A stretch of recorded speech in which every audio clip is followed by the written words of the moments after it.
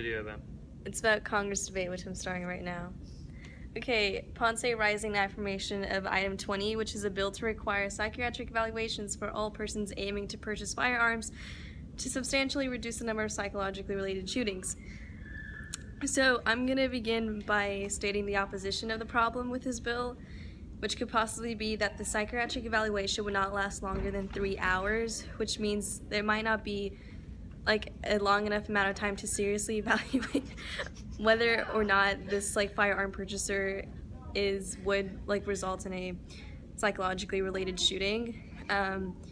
But I think the regulations it can do will outgrow that.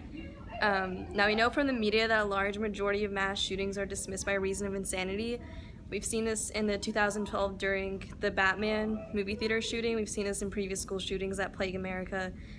And these are only stories that have been covered by nationwide media, which means there are possibly hundreds of shootings that happen behind closed doors.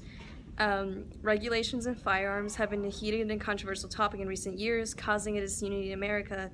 But psychologically related shootings have existed for decades. Take the attempted assassination of Ronald Reagan, for example. His shooter, John Hinckley Jr., was suffering from erotomania, which is a disorder in which he thinks that a person of a higher status usually is in love with him, in this case Jodie Foster, which led him into shooting Ronald Reagan outside an event, outside of a Hilton hotel in Washington, D.C.